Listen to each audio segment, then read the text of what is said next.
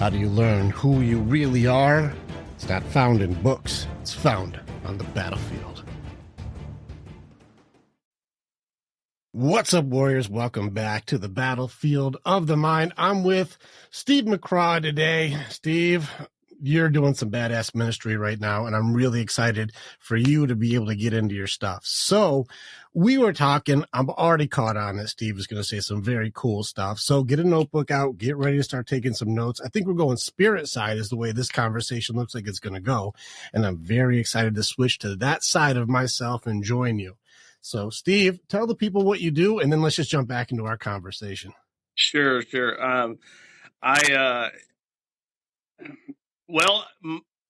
Mainly my career was, I'm a metal man. I was in metal fabrication. I do a lot of metalwork for designers all across the globe.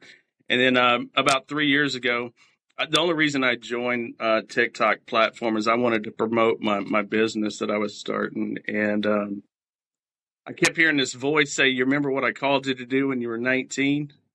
And I was like, nope, I'm not doing it. I've already got my plan lined out. God, you're not going to convince me otherwise. And this went on for a couple of months, Rick. And finally, I surrendered to do it. So I started a men's ministry called the Band of Outlaws. We've been growing very rapidly over the last 3 years. We're about to start doing some outreach, men's retreats and some ladies retreats. But what I was going to say whenever we were talking beforehand was a lot of times people think that all your work, everything you do is on the camera, and it's not. That's when the work starts, is when the camera turns off, right? And you and I talked yesterday, and you're like, I got this, and this lined up after the show, right? And I said, I can't do this on Friday because I got to go get my kids, which is 6 hours away. And that's my time with my kids. But the conversation we were just having was about my very first panic attack ever in my life. I'm an adrenaline junkie. I raced motocross for almost 20-something years. I've broke just about every bone in my body at least once, sometimes twice. But the very first panic attack I ever had was when I had a close friend of mine that was in a fight or flight mode, and I chose to spend 3 days with him. And I had people reaching out to me on the app to help them with different situations, and I focused in on what I had to do with this guy. And about that time was the time that I was like, I can't be everything to everyone, and it started overtaking me a little bit. And I started panicking a little bit, like I can't do this by myself. I need some more men. I need some more ladies that can be willing to take those phone calls and help people out. So what happened? This is just when you hit overload from taking on so much damage and not being able to unload it? Yes. I typically talk to about 4,000 guys on a personal level a month. So it can be overwhelming. Now I have about 6 men that help me out. My admins help me out. They take on a lot of the things that I would typically try to take on myself, but you know how it is. You can't be Superman to everybody.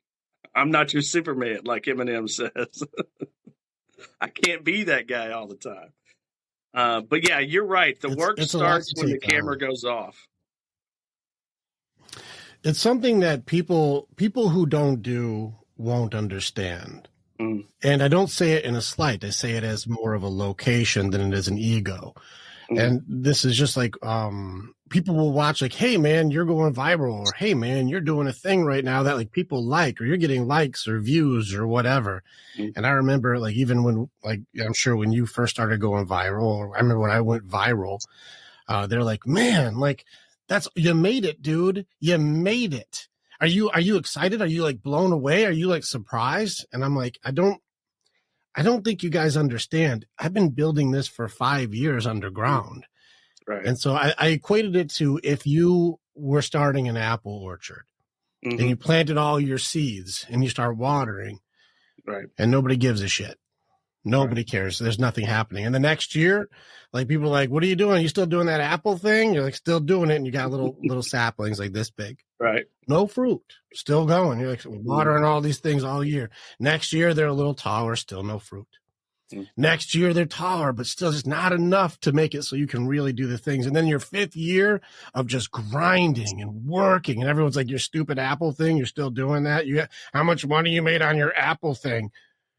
None, because there's no apples yet. And then finally, the 5th, 6th year, there's apples. And everyone's like, Steve, you made it. You made it. There's apples. You made it. 5 apples. 5 and you're apples. Like, stop that. You said, stop that. Stop that. I'm not surprised that there's apples when I've been working on my apple orchard for 5 years. But what you don't understand is now that there's apples, the work begins. Now I have to make cider and make donuts and get customers and take care of people and hire people for this and hire. You think I made it? No, the work begins now. Now my purpose can start to happen. But you guys weren't there for the 5 years, the thousands of days of no apples. Right. So when the apples show up, I'm not surprised. That's what I've been working on for this whole time. Now I can start doing service. Now I can start being there for people. Now I can start bringing joy into the people's lives again. Now we can have donuts and cider together because there's apples, because I worked when you didn't believe. Absolutely. So you're like, Steve, you went viral, bud. You made it. You're the big time. You're like, no, now I have apples. Yeah. I got to do something with the apples now. Well, you know what? And that's why I preach humility a lot. I think some of the strongest men out there, they have to be humble about it. It doesn't come from me. I've had some help, right? I've had some help from the Lord above, and He's been faithful to take care of what He promised me. And what He promised me is He said, if you do this, I'll take care of you. I didn't want to do this, Rick. I had my life planned out. I had multiple houses. I had multiple cars, that type of thing. I was very well known in the industry. And it was a struggle for me to give all that up, to go into ministry work, because my dad was a pastor. My dad was in the ministry. I grew up around that. I know how hard it is. And so it was a struggle. But when I finally surrendered, He's never let me down. He's always taken care of me. And I want to back up a little bit. Can we tell everybody how you said I was handsome before I got on the show? I'm just joking. Yeah, you're a handsome dude. You're a good looking guy. I'll give credit where it's due. That's a good looking dude right there. You know, I still have to try to stay humble. And I got to tell you, when I got the invite to come on your show, I didn't feel like I was in the category of some of the other guys that you have on the show. I didn't feel like, I mean, look, you had Dwayne Noel on here. You got Danny Morrell on here. You've had all these guys, and I'm going, wait, what, me? I called Conservative Ant the other day, and I said, what's Rick like when you talk to him? He goes, oh, he's very nice to talk to. He's very inviting. I said, good. That's all I needed to know. All right, low key, just so you know, I've got this just so you get an idea of like, this is how I appreciate and value you. This next week I go to Florida. I'm seeing Conservative Ant. I'm going to go hang with him, and I'm going to stay at his place. We're going to record together. And then I'm going to see Chris Burkett and Peaches. So I'll be back on the To Be Better podcast, which is a big show. Right. And I've got Brad Lee this afternoon. The dropping bombs, 2 million. Brad Lee, LEA. Yeah. That's a big dude. That's a big dog. I've always wanted to ask you, Steve McCraw. I'm happy. I've always wanted to ask Brad what happened between him and Grant Cardone. Oh man, I mean, we can ask him that. Actually, I didn't get too much into any of his feuds. I just like his style for his approach on his speeches. I've only seen a few of his podcasts, but I'm excited to hang with him. But my point is like, it's not about viewers. It's not about followers. It's not about likes and subscribes. It's about caliber. And dude, I'm honored to hang with you. Like I said, hey, if you got Friday, I'll spend even longer with you. Like, it's like, I'm honored to hang with you. So it's not about what other people think. It's about what we're called to do. And it's an honor, man. I'm happy to have you with me. And like, yeah, dude, listen, the humility of it. I'm a strong, handsome leader. I get it. And I can recognize another one. Right. Well, thank you. I appreciate that.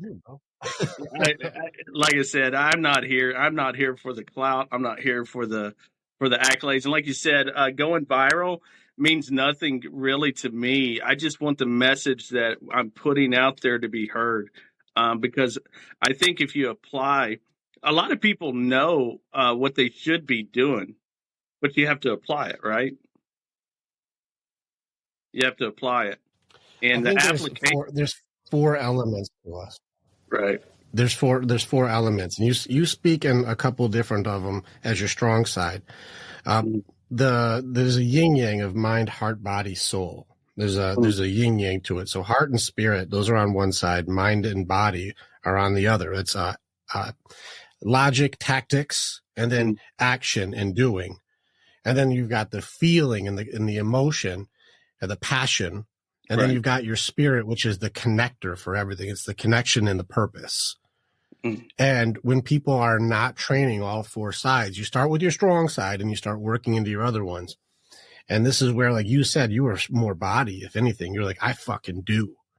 I'm going to go jump shit. I'm going to go build things. I'm going to go do stuff. At your body side, strong. I'm going to make it happen. And my body pays for it now. Side. Oh, I believe you, dude. I believe you. But you keep saying a word that if your mind and body side, you keep saying this word that is a bad word. You keep saying when I surrendered. When I surrendered. Now for logic guys and for action guys, surrender means quitting, failure. You lose. Sure. And that's something I've had to teach on before. Surrender to me, when you surrender to the King of Kings, which I'm a man of faith, and I'm very strong in my faith, surrender has always been looked at by men in society. It's always been pushed on men that it's a bad thing. You quit, right? But when you allow that connection between your Heavenly Father and your spirit, and you do what he has called you to do, when you do those things, and you become very mighty because there's nothing that can hold you back. So that connection is important. That connection with your mind, body, and spirit is very important. So I don't look at surrender as a bad word. I look at quitting as a bad word, but I look at failure. Failure is just another reason to get back up and start again, right? I mean, you said you've been building this for 5 years. It didn't happen overnight, right? You probably failed a few times. You probably gave the wrong advice a few times.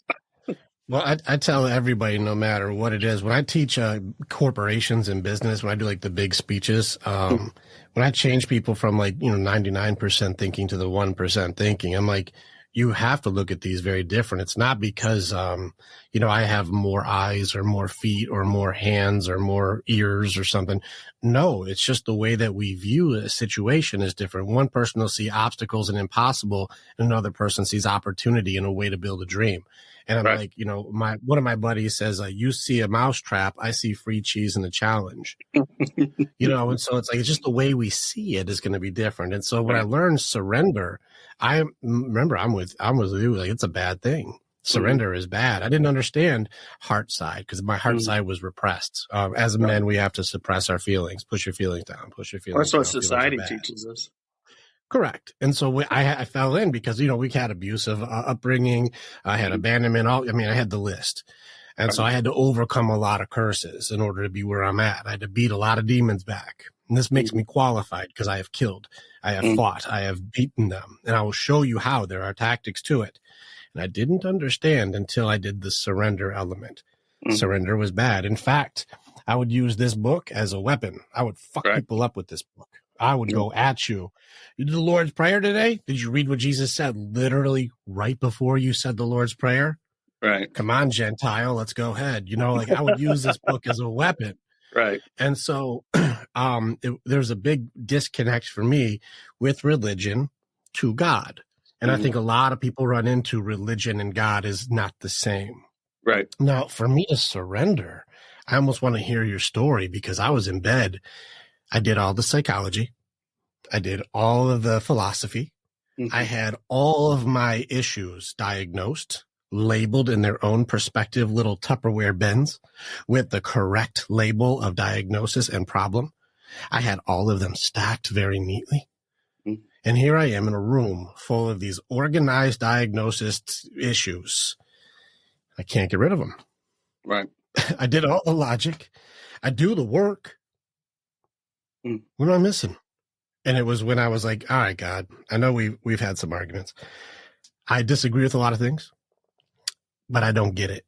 And you know what? I'm done. I'm done trying to think like I'm supposed to be the one who gets it all. I don't get it. So you know what? I surrender, man. I surrender. And that was when God told me, your mountain to you is less than a grain of sand to me. Right. And I was like, okay. He's like, so give me your grain of sand. Go do it. I was like, whatever, man. Okay. But you've been hanging on to it so tightly, haven't you? That was all I had. That was the mountain I lived on. Right. So it was crazy when I said, all right, God, all right, I'm going to surrender. I'm going to let it go. It's yours. I'll give it to you. I'll give it to God.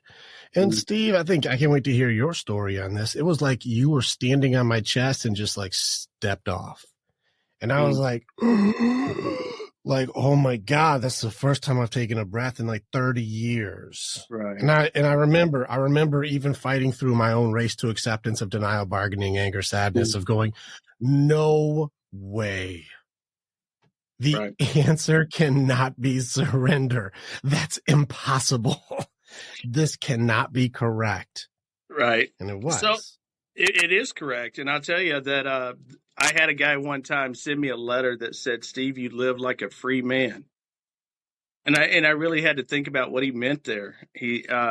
What he meant though is my actions, the way I carry myself.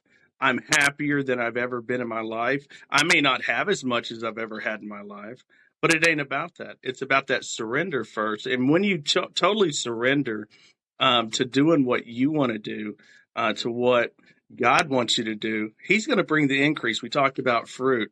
The proof is in the pudding, you know?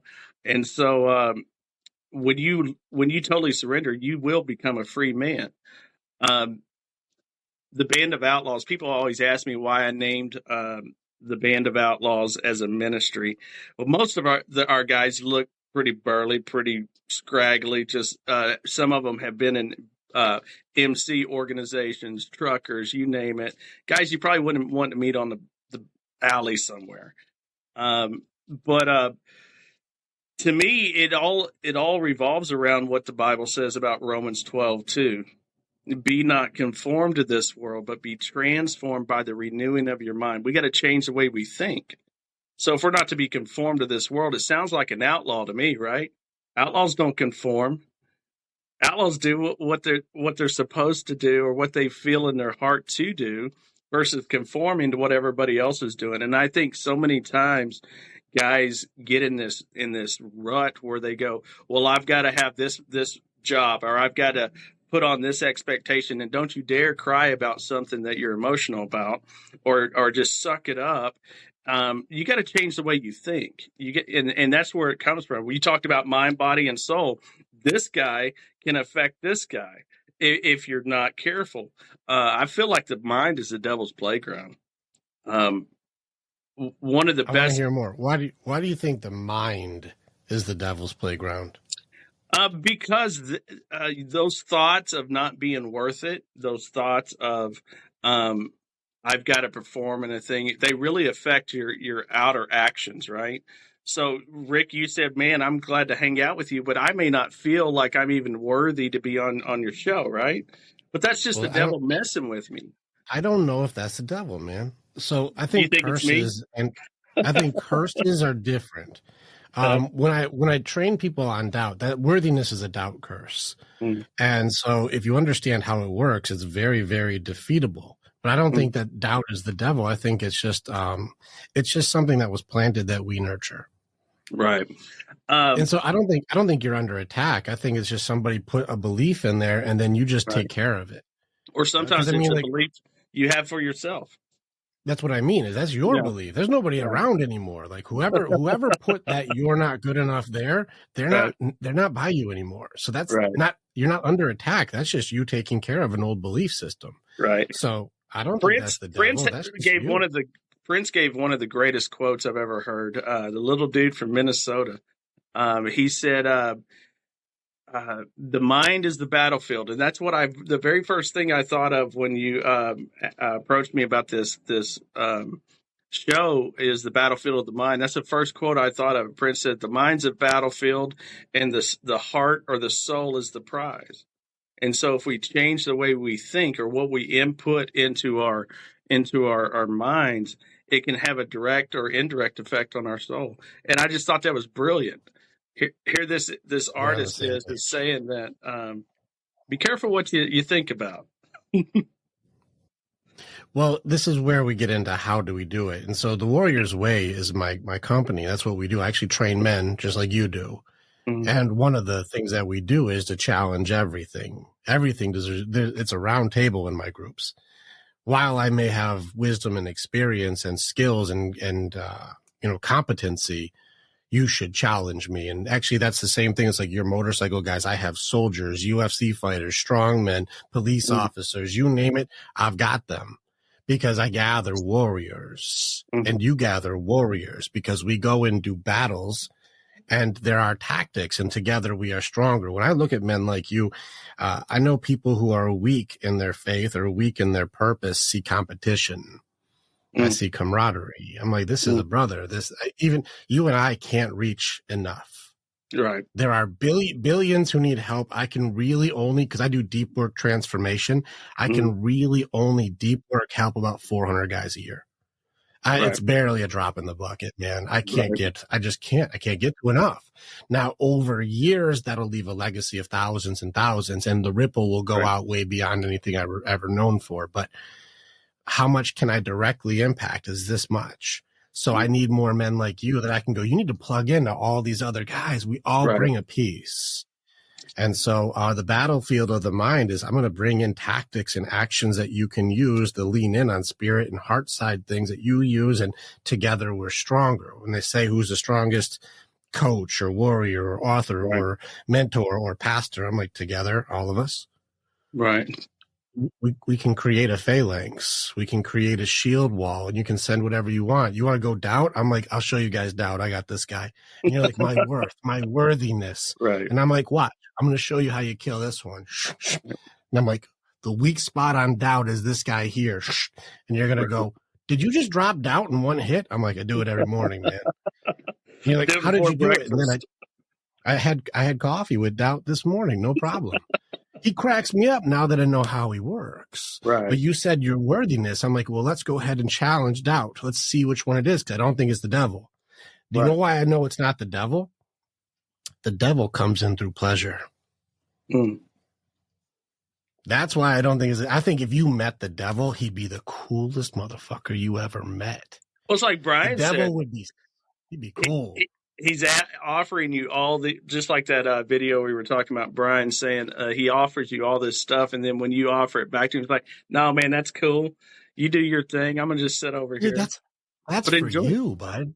Right. An abundance for you. All that you want. You want drugs, you want drinks, you want women, you want money, you want power, you want fame. It's all for you. You as much as you want in abundance. I'll just sit over here. I'll just sit over here and watch you destroy yourself.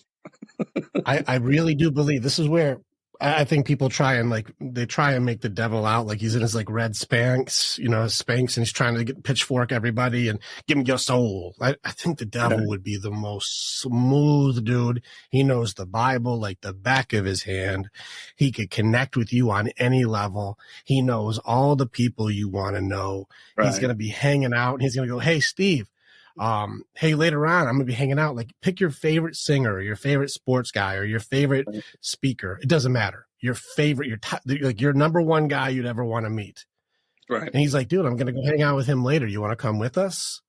I'll introduce you. And you're like, oh, dude, I know, but I got my wife at home and I got backstage passes. I got backstage passes. He's like, no, backstage. But Steve, I'll get you in. I'll get you in, man. No problem. And you're like, oh, this is a once in a lifetime, man. Like, all right, this guy's cool. He's smart. He's offering me backstage with my favorite thing ever. It could be speaker, author, singer, you name it, whatever. Backstage to the fucking Lakers, or you pick a sport. It doesn't matter.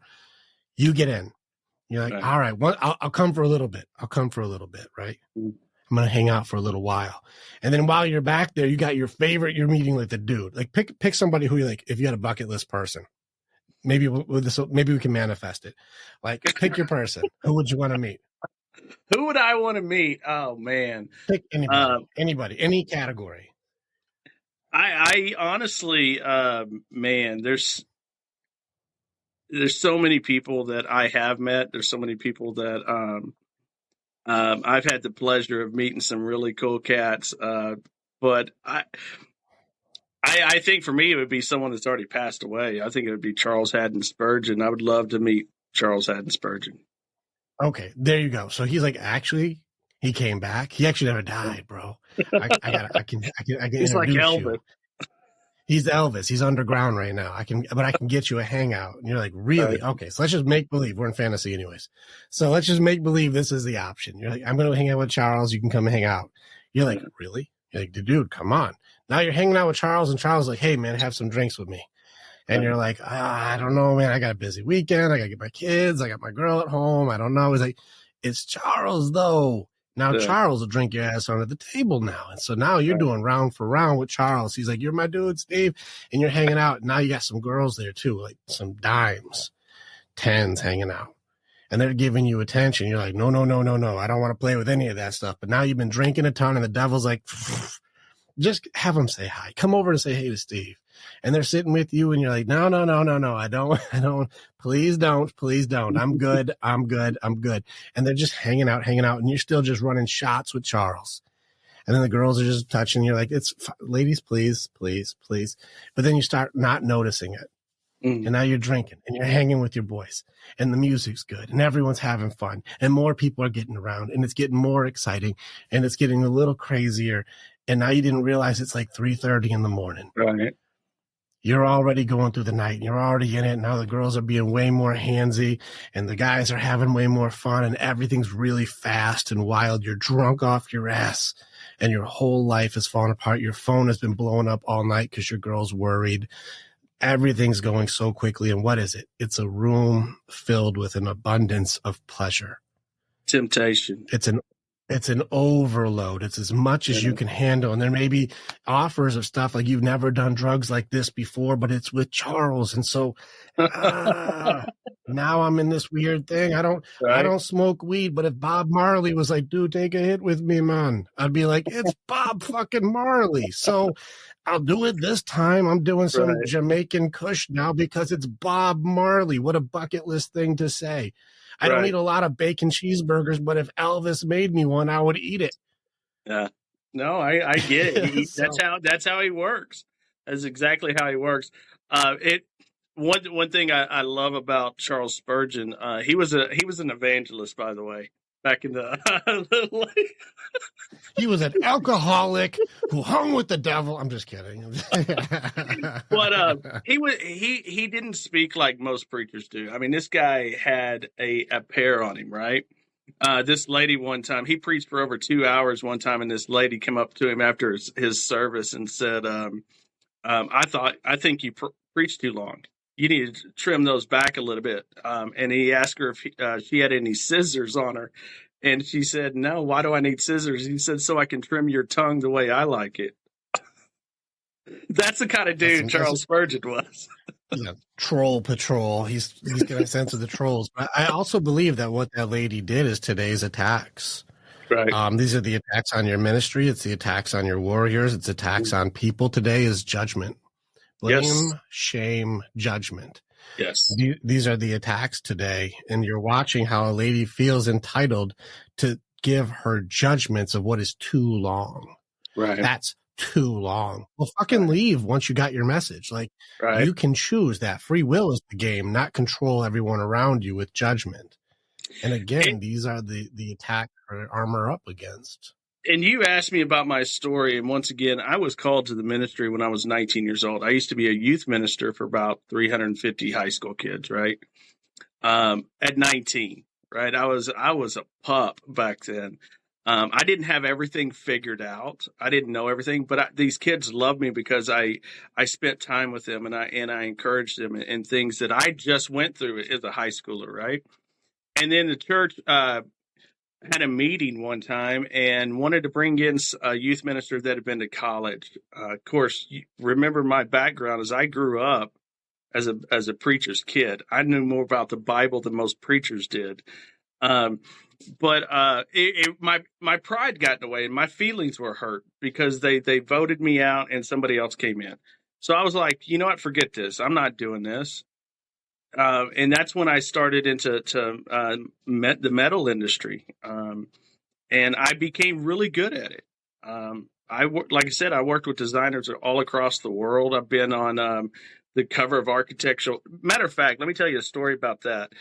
I built this range hood, vent hood, for this really high profile house up in Massachusetts. I won't tell you whose it was, but it was high profile. And it was a patinaed black with brass straps on it. And everything was polished. It was immaculate. And the GC for this job told me it was a piece of crap and it looked like crap and all this stuff. Yes. And I'm like, whatever. I got another one to build, right? I got to keep going. So it really bothered me at first. But then about 2 years later, someone handed me the cover of Architectural Digest. And my hood was on the cover of it. So I just wanted to, at that time, before I was a changed man, I just wanted to be like, F you, F you, F you. It's someone's opinion and you got to just roll with it. You know what your capabilities are. And one man may call you trash and say you're not good enough. And then the 80 million people think that it's the best thing since sliced bread. So it really does play an effect on you, but I don't know. I don't know. There are people out there that are just like we were talking about with this lady. They're just going to judge you. That's why I don't preach religion. I preach a relationship. I believe that religion is man-made. It's a way for man to control, and it usually starts with different rituals, and they become routine. And now all of a sudden you think, if I don't do this, I'm not going to heaven, right? It has nothing to do with that. What it has to do with is your relationship with Christ and who you put your trust and belief in. The thief on the cross didn't have to go get baptized to be in heaven, did he? Well, I love the term Christian. Like, I like it, because who are you supposed to follow if you're a Christian? Christ-like, right? You're supposed to follow Christ, right? Mm-hmm. All right. Well, what church did Jesus go to? Or Yeshua, or however you want to do it. Like, what church did he go to? None. Okay, that's weird, right? He said, close the door behind you and pray to God. He knows what you need before you do. Or he says, I'm going to go out in the woods. I'm going to pray to the Father. Right. He didn't have to go to church. He wasn't like, I got to be at that church or else I'm a bad person. No. He's like, no, the relationship is where it is. He said a gathering of more than two? Right. He's like, you're already doing congregation right now. We don't have to have a building for that. That's just we're together. Well, you know what? Jesus was an outlaw, man. He was an outlaw. Jesus was he pissed off everyone. Jesus pissed off everybody. He was going into the church and breaking all the rules. Right. Well, most of the teachings that he did were outside the church, on the synagogue steps, or up on the mountain, or in a boat. Sermon on the Mount. Dude, he was being relatable. He was being relatable with people of his time. Bro, just Matthew 7. Just that one Sermon on the Mount, just that one spot right there smashes most of today's bullshit. Yeah. If I just said, let's be Christ-like and just start with don't judge people unless you want to be judged, the golden rule and false prophets, just that right there, we're already like, man, most people are fucked. Yeah. I have I have a big problem with false teachers, the false narratives, the prosperity gospel. Look, the way I look at it, Rick, if I can't preach God so loved the world that he sent his only begotten son in a tin hut with dirt floors, that same message resonates with a $2 million condo if I'm in the same place, right? But if I say, well, you're the only way that God's going to bless you is if you give to me, if you send me all your money so I can live in this $2 million condo, or drive this, fly this plane, or you talk about the wrong motives. I think John 3:16 sums it up. That's his message. That was the message that Jesus came for, and it rings true in a hut or a condo. Well, You're 316 is giving people confusing. a Out of, false out of sense of hope. context is very confusing. Like the 316, God gave his only begotten son. It gives an idea of love that I don't think people can grasp, and that makes it seem unrelatable. Like Right. it's almost too big to understand. It's almost like there's billions of galaxies. You're like, I can't even quantify the size of that. Like it's almost too big to grasp. And so if you can't understand it, it means nothing. If you does it make sense? I just, one of my guys is one of the strongest men on earth. And he was saying, people don't understand if I say I picked up 900 pounds. Well, if you, Because it's outside their capabilities. If it's anything over 300, it's all the same. It means nothing at that point, Right. And so doesn't matter how big it is. It still doesn't, I don't get it. So God gave his son for you. He died on a cross, and people are like, why the hell? I don't get it. Why would that even happen? What are you talking about? It's too big to get. And so that makes it tough for John 3:16, because if I just go, you should get it. It's like, Steve, I don't get something. I get into the Socratic method. I don't understand. Can you tell me if he loves us this much, and that's what love is, then can you explain what love is? Should I be like killing my kid or something? Like, what the fuck is love? Like, I don't understand what it means. If that's love, can you explain love? I explain and love to people, is so big. right? It's too big. Love is too big. I explain to people like this, and I don't know if you have children. I do. I have a daughter who just turned 17 and a son is 14. My daughter is my $1 million baby. She has autism. She had open heart surgery at 6 weeks old. So the Lord taught me a lot about patience with my daughter, but she's going to be a senior in high school this year.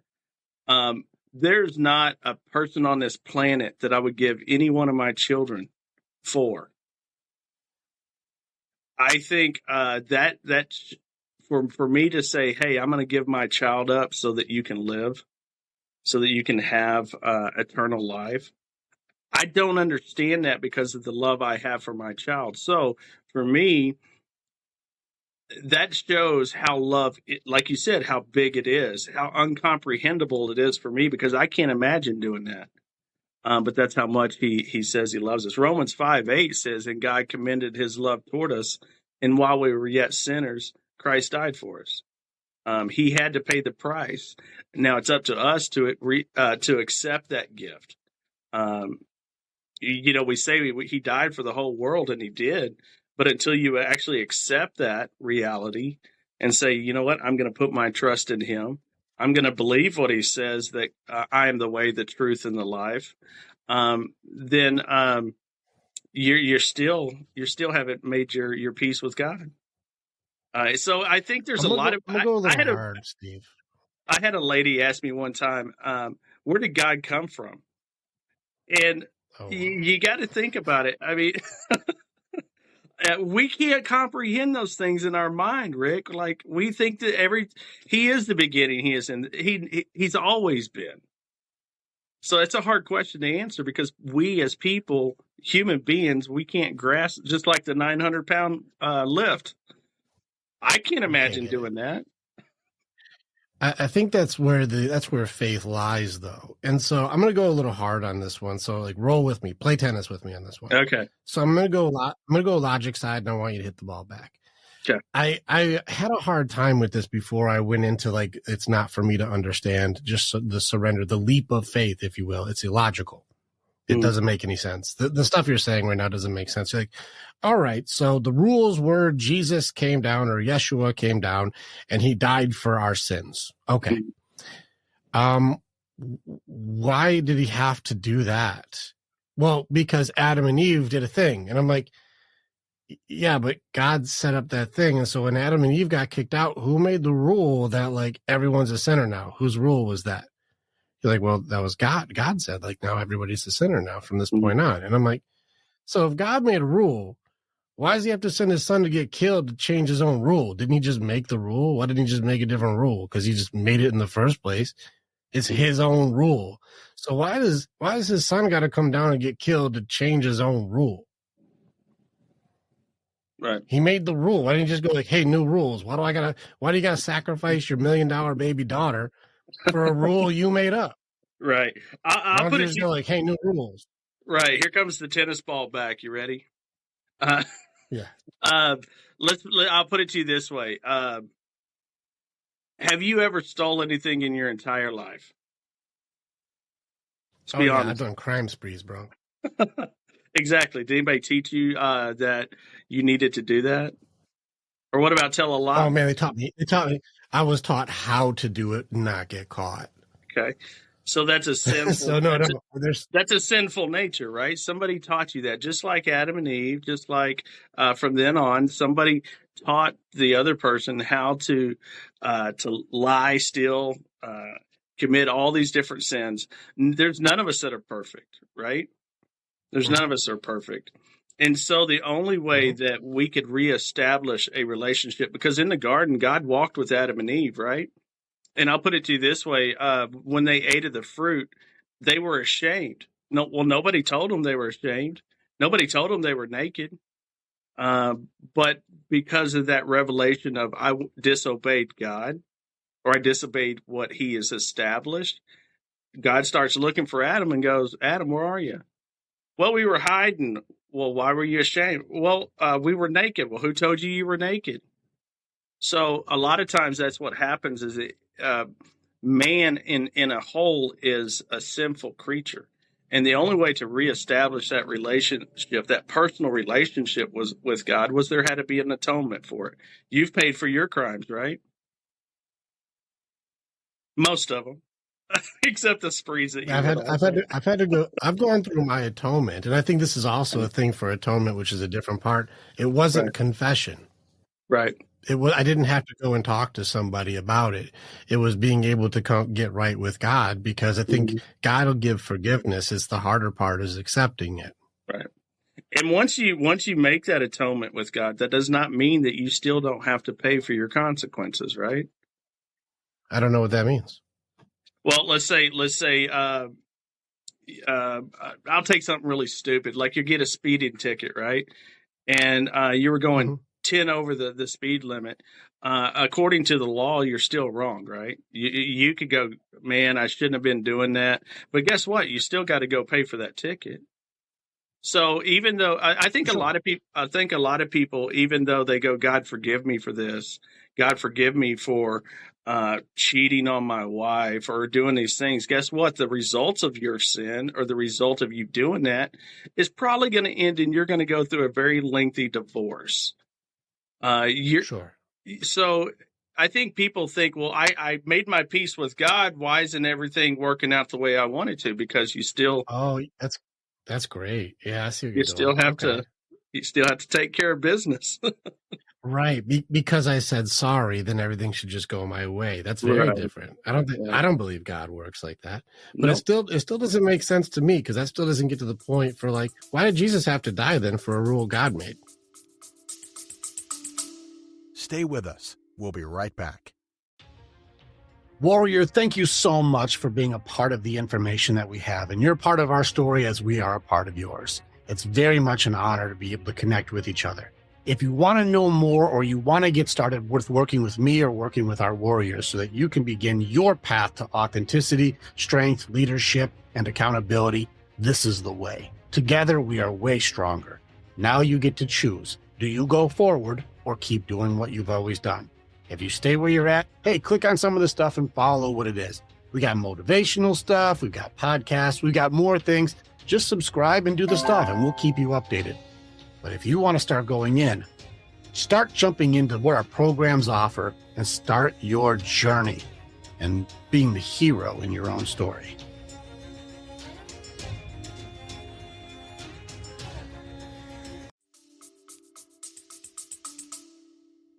God didn't make the rule. God gave us free will. He said was, why are we all sinners then? Because I didn't eat the fruit. I didn't even. Well, you didn't eat the fruit, but you didn't eat the fruit, but you still went on a crime spree, right? Oh, hell yeah, dude. No, that was very different. I didn't get a chance to do the Garden of Eden, though. I didn't get a chance.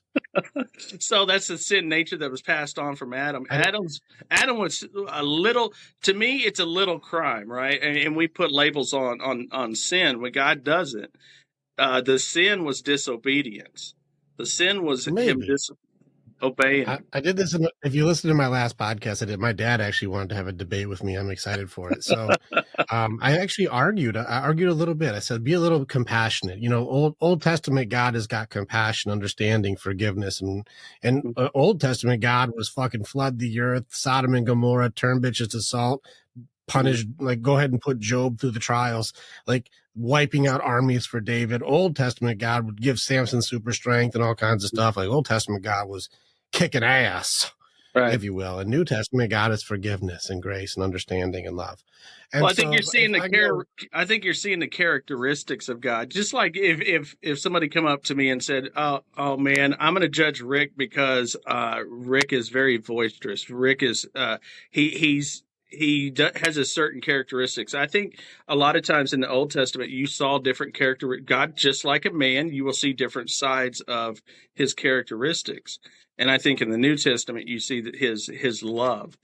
I did a video not too long ago where every book in the Old Testament is a revelation of Jesus, like Judges. He is our mighty judge, the creator in Genesis. Every book, people say, well, Jesus wasn't even in the Old Testament. No, but every book is a representation of Jesus's characteristics. So there has to be an atonement for sin. And that came in the form of Jesus, who did no sin. I'm with you. Okay, but atonement, I think that we're looking for some sort of external validation. And I don't know if God works that way. And this is where it gets into the question of understanding the things. God works through us now. Fair or not fair? Fair. Like, does God work through you? Mm-hmm. You ever done some shit where you're like, I don't think that was me? You ever say some stuff that you have to write down because you never said that shit before? Right. Oh, yeah. You're like, oh, that's good. I got to write my own thing down there. I've never even thought of that before. Right. I get stuff in the middle of the night. Even this tool right here, this came at 3 a.m. Right. Where it's the map. This is how I built how human beings work. And I've sent this to PhDs, authors, people who have written 6 psychology books. I'm like, this is the breakdown that came at 3 a.m. When I'm half asleep. God says, make circles. Right. I put this thing out there and I sent this out to the biggest brains I got. I said, beat it. And they came back and they said, this is the best tool I've seen so far. What is that? What is that thing? So God works through us now. Well, why can't that atonement work through the same way? If I'm like, God, it's you and me, man. I learned my lesson. The mistake and the reason I made the mistake and the way you built me was to learn from mistakes. You didn't build me to be perfect. You built me to grow. You built me to choose. Free will's the game. I'm with you. You built me to choose you. I can choose all these other things. I can choose magic rocks for my confidence. Right. I can choose tarot cards or angel cards. I can choose even chance cards. Today I'm supposed to think of serenity. Like, I can choose whatever. I can choose to worship me. I can choose to worship social media. I can choose today to pray for my frequency of money. And I'm praying to the money to give me the monies of the money. I can make whatever I want my God. And he's like, I'm going to give you opportunity. Are you going to choose me or not? I don't need a building. Like you said, it can be dirt floor or $1 million mansion. Doesn't matter. Right. Do you choose God? And I don't think atonement necessarily requires another person's validation. And I think that if you can go like, man, I learned that lesson the hard way. I think that God gets it. There's been millions of us, billions of us. We're not doing new shit. Right. And you said it best. And I'm going to, here comes that tennis ball again. If God is all omnipresent, he's omniscient, he's everywhere, and Jesus is God as well, because he makes up part of the Trinity. And I know a lot of people go, well, I explain that. I've done this many times. I don't get it. We're not doing Trinity talk today. Yeah. We're not doing Trinity talk today. But here's the thing. What you said was, you said you don't have to make atonement to other people to validate what you did with God. Well, Jesus isn't other people. He's still God. So that atonement is that relationship that you build with him. That atonement is the fact that you're recognizing you can't do this on your own, and you needed him to do this for you. So you're not making an atonement. I tell people all the time, Jesus says that I am the great mediator that goes between you and God. He doesn't say you got to go confess to a priest. I had a guy the other day said, Steve, in my shed out back a couple months ago, I accepted Christ as my Savior. He said, do I need to go tell a pastor, or do I need to go tell somebody? I said, no, just go tell the world. You don't need to go make a confession to another human being. Your confession is based off of your fruit, like those apple trees, right? Your confession. I always tell people this all the time. I'd rather my actions speak so loud you can't hear what I say. Exactly. You're the warrior. I shall show you. Don't. It's Marcus Aurelius. Don't argue about what a good man is. Be one. Just be one. You called me out of my Socrates quote the other day, by the way. I saw that. Yeah, I saw you did your 3 things. I'm like, that was Socrates' sieves. I'm like, well done, dude. Well played. Oh man, but yeah, I truly believe that that is one of the reasons that he had to do that, is to take on not just what I've done wrong, but what everybody's done wrong, and it's up to us to make that atonement with him. Well, again, even the terminology done wrong. Jesus says, don't judge. We have to pay attention to what things are, but it's not my place to say good, bad, right, and wrong. And this is where I think people are goofed up, especially when it gets into social identity, it gets into this gender stuff, it gets into faith and religions, it gets into control and power, blame and shame. We got all these weapons of destruction to hurt each other. But if you just like I said, if you just take Matthew 7, if that was a book, it's just a Sermon on the Mount, it kind of fucks up everybody's stuff. Oh, he hits all the points. I'm like, are you judging people? They're like, yeah, I think they're bad. They did the bad thing. They're bad people. I'm like, that's shame and judgment. I'm like, Jesus says don't do that. Do you want people to do that for your stuff? Well, no, I don't like that. Well, that's the golden rule then. So now you're treating people a way you wouldn't like to be treated. And and then you're judging people, and that's still in the same speech. Right. And so if we just remove judgment, shame, and blame and go into accountability, authenticity, even empathy, well, now none of this shit happens. You can't, I'm not going to tell you you're talking too long, Steve. You're going to be like, too long? Too long is your judgment. Where's my scissors? You're too preachy. That's just another judgment. You just made up shit. You're just making it up. I am preaching exactly as I'm intended. Right. You just aren't able to work through acceptance. And so even with Carl Jung, one of my favorite quotes, especially with people in the psychology world, because they think they're the fucking masters of the universe. The psychology is so funny because one of his quotes is that thinking is hard, and that's why people judge instead. And I'm like, it's so funny that people come out going like, well, I think I'm good and you're bad, and I'm right and you're wrong. And I'm like, all the just judgments are thrown around. And you go, wait a second. Like, I've improved it. because today's society doesn't have empathy, especially women to men is a real big gap right now. Right. And so I say thinking and empathy are hard, and that's why people judge instead. Right. I've often told people, look, if you're going to talk about chief of sinners or somebody's done something, guess what? I kind of wrote the book on it, right? Look, there's two types of preachers' kids. There's the kind that are sneaky, that don't want everybody to know because you think you're going to ruin your dad's good name. And then there's the kind that go out and they don't care what everybody thinks. They're going to do it anyway, right? Well, I was number one. My brother was number two, right?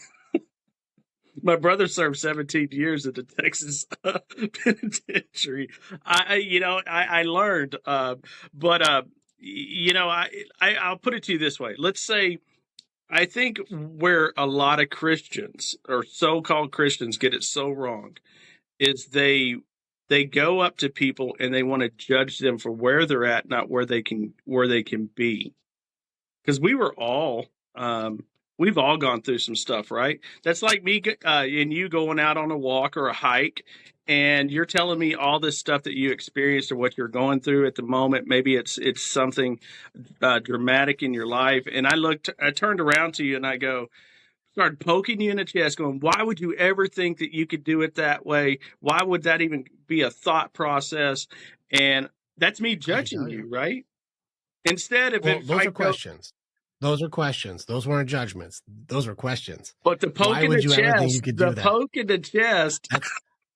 This is fine, but it may be insinuated to be rhetorical, but if you actually ask why to understand, you may actually find. Right. And this is where I think your sins that you've done makes you qualified. Right, exactly. I think that the sins are a qualifier. Oh, the tone, you're on a roll. I just got excited. Right. Now, the tone that I used was not very empathetic, right?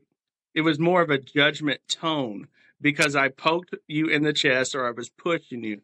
And I think I try to teach my guys this.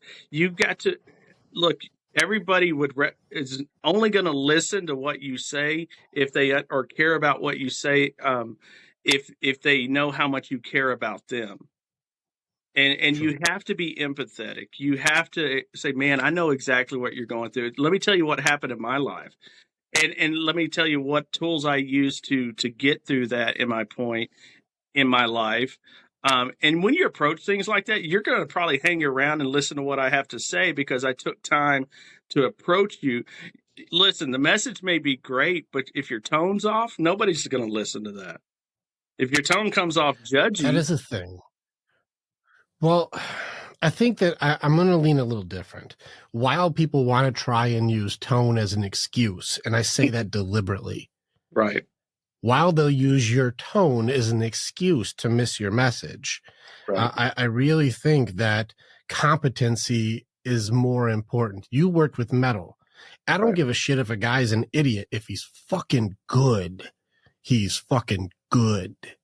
If if he just makes stuff with metal where you're like, dude, how did you do that? Like your competency, your skill level, it supersedes your tone.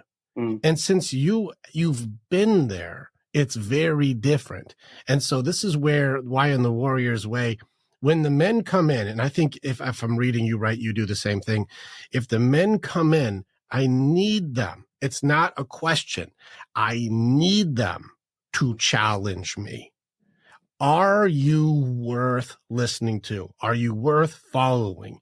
Have you been there? That's why you listen to Danny Morell, where he's like, holy shit, you're one of the 3 people that I've known who have gone in and done it. Right. I'm like, challenge me directly. Right. Ask me hard questions. Have I gone to hell? Or did I just read a book about it and I'm telling you what you should do, but I've never done? Right. And this is where your competency comes into play. The reason I can tell you about how to gain forgiveness for deep, dark, nasty sins is because I did it. Not because I read about it, not because I preach about it, because I did it. Right. That makes me qualified. I am competent. Yep. So this is where I think God didn't fuck up when he made us fuck up. And you can quote me on that. God didn't fuck up when he made us fuck up. We're supposed to, so we can learn, because the further you go, the more you find him. Mm. I think that sin is a qualifier. I think we have to fail to find. And this is why when people want to judge everyone's journey, I'm going to judge your journey. I'm going to judge your journey. You're too good. You're too bad. You're fat. You're skinny. You're tall. You're short. I'm going to judge everybody. Stop. You are no longer being Christian, because he says, don't judge people. You're not supposed to do that shit. It's not your job. Everyone's doing their part to find. And that's how you get God. Go fuck shit up and you'll find him. You know what? And I've said this before to people. I think what goes on in religion, not true Christianity or Christ followers. I'll say this: Charles Haddon Spurgeon, one of my favorite quotes that he says is, "There are two types of Christians. There's missionaries and there's imposters." And I think what happens a lot of time in the church is we got people that are judging the world for being the world. You got people that are in there judging, instead of going, look at me, what do I need to fix? How do I need to go out and be an example to other people? And I tell people this all the time. I'd rather wear the soles of my shoes out, walking through the back alleys and hanging out in bars. And I've led people to the Lord in a bar before. It's a great story. I'll tell you about it one day. But I think I'd rather wear the soles of my shoes out than put splinters in the backside of my jeans, because I'm sitting there going, I'm here, they're out there, I'm doing something right. No, that's not the attitude to have. Yeah, you got to be a missionary, How do you find right? yourself? Right? It's not in books. You're found on the battlefield. Yeah. You're going to find you when you're doing, and when you're out there in it, and it's dirty and it's messy and it doesn't go according to the script, and it doesn't always make sense. But one of my tools I use is I call it the Epictetus compass. It was a quote from Epictetus that I've altered a little bit. It's that your circumstances, what is happening, that does not define you. Right. It reveals you to yourself. Mm-hmm. And we're in a time right now where denial and truth are just, it's an interesting battle. It's an interesting fight, because the truth has become subjective. It's become my truth. Mm. It's turned into blame, shame, and judgment are the weapons to control the strong and break down the mighty. It has made it so that we will cancel, we will censor, and we will teach you to self-censor by using you are bad, shame. You should feel bad, guilt. It's pride. It's pride. Yeah. Well, maybe. I don't know if it's pride, and maybe it's the definition for pride I have maybe different than yours. And that's, again, the subjectivity of terminology, which is limiting language. Exactly. It also becomes part of the weaponry, because if I say you're being disrespectful, well, my first question is, well, please tell me what respect is so I can know. Mm-hmm. And everyone gets stumped with that one. Right. Because it's all different answers. My definition of pride, like you said, it's subjective, but I think when I say pride, I'm looking at it from a biblical standpoint. And in Proverbs, it says these 7 things the Lord hates, and 8 is an abomination to him. And the very first one is a proud look. When you think that you are so much better than somebody else and you're critiquing and judging them, I think pride is the underlying sin of most sins that we commit, is our own selfish pride. That's an interesting terminology, because I'm fucking proud of you for the work you've done. Well, that's different. Now I will tell you what I tell everybody else. I got to give him all the glory. I'm just a vessel. But you see what I did is I used the same terminology to praise, not be egotistical. Exactly. I give appreciation and admiration to like the dedication that you've done, even in the name of God. Mm-hmm. Absolutely. And many people are like, I'm proud of you, Steve. Like, you go into the fray. I see another warrior in front of me, and I'm honored and proud to stand next to you and say, let's go ahead and work out these difficult conversations for people who haven't gone this far yet. Right. Maybe we can help put a couple pieces that make the leap of faith not so fucking crazy for one person out there. Maybe that's what this conversation is, and I'm proud. I'm proud to be able to stand next to you and protect your left as you protect my right as we go through this conversation. I don't see that as necessarily the nastiest of sins. That's why the terminology is important. difficult, is because one word can mean something very different to another person. That's why I say I don't know if it's just that word. You would love the stuff that I do with my warriors. Last week, we spent 2 hours trying to figure out what peace means. It's one word. We couldn't figure it out because I've got guys who have found absolute tranquility in the middle of combat and battle, like firefights, and they're like in the middle of bullets flying by my head and bombs going off. I was at total peace. Things slow down. Things slow down. I was like, the most peace I've ever felt was in combat. I've got cage fighters that were like, when I was in there, I was at peace. I'm like, well, is peace only when the adrenaline dump is going crazy? It seems like it was there, but then you also have that. I was in a meadow with sunflowers near the woods, and the breeze gave me, and a butterfly landed on my finger, and I was at peace. You know, like, which one is it? Is it peace as the we're not at war, or as peace within myself and a perspective of what it is around me? Right. You know, and so we got into a big conversation. That's just one word. I do this with multiple words: respect, leadership, love, happiness. Let's break it down. This is why me connecting my spirit and heart to you is complicated, because we are bigger than our bodies give us credit for. This is just the a container. I have are bigger than this little head. Yeah. It's just a container. The emotions, the love, the connection, the camaraderie is bigger than like my frame. I'm 5'10". But the way that I care about my warriors is bigger than a 5'10" dude. Right. Exactly. And you have to be that way. When you say, you got to, I use this all the time. You got to lead by example. It's the only way to lead. You have to put in the work. You have to train your own thought process, you have to work on your own inner peace, whatever that may be, whatever brings you that peace. But then you go out and you lead by example, and that means you're not just running your mouth. I mean, there's a lot of people that come out here and they run their mouth, but they go and do something totally different when the camera's off. One of my admin guys has a motorcycle ministry as well, and he's become a great friend of mine. But before that guy joined my ministry, he watched me for 6 months. To see what I said and to see how I acted before he came on. Now he calls me daily and says, "Steve, is there something I can do for you today? Tell me what you need for me to do." You have been challenged for competency and found worthy. Right.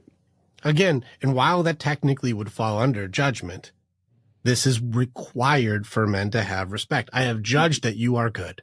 I have judged I can follow this leader. Right. It is judgment still. Again, these are why the terms for English or for language is the problem. It's because it's the same thing if I say, like, that's a good man. Steve is a good man. That's a judgment. And yet we think judgment is only negative. It's not. Right. This is why pride, you say pride is one of it's one of the deadly sins, if you will, if you go Dante's Inferno or Purgatories and you get into, like, you know, the 7 deadly sins, pride is one. And you're like, yeah, there's that, but I'm proud of my family. I'm proud of you. I'm proud of my men. I'm proud of my daughters. I'm proud. And it's not because of ego. You know, or even to even say the ego element of me saying, I've gone this far in my journey. You have gone through, like, areas of hell and have found the way through. You have traveled through darkness and found the path. You have done work. And you're like, oh, you think you're better? No, it is not ego. It's location. I just have gone further. And this is why people will judge your journey. They'll say, oh, you think you're better, Steve? You think you're better? I'm like, why are you making that up for me? I'm just geographically in a different location. Absolutely. And I've already been at your crossroads, so I know where you are. That's not ego. That's understanding. Right. I'm going to tell you a proud moment for me personally. is I had someone reach out to me about a guy that was going through some depression and everything. And I typically don't give my phone number out to people, because if I gave my phone number out to everybody, it would shut down because of all the phone calls, right? And so I said, fine, I'll give him my phone number. He calls me, and I started talking to him. And Rick, when I said I heard the gun click on the phone, I heard him cock it. And I had my kids with me that weekend, and I was supposed to be taking them out to dinner. And I'm on the phone with this guy, and he was an enforcer for an MC group. I don't know if I should say exactly which one, but he'd been doing that for 30 years. And he kept saying, how could God love me for all the things that I've done? And I spent 2 hours with him, and my son kept, when I'm on the phone, I pace a lot. So I'm walking back and forth. I'm anxious, especially when you hear that kind of noise on the other end. And my son kept coming in the kitchen. I kept putting my finger up going, one more minute, buddy, just one more minute. And 2 hours later, I led this man to the Lord. And I just had this feeling of finally, I'm sure we've all experienced it in some form or fashion. And I went up and hugged my son. And I'm going to try not to get emotional about it. No, you can do that here. We do that together, man. I told him, I said, thank you for being patient.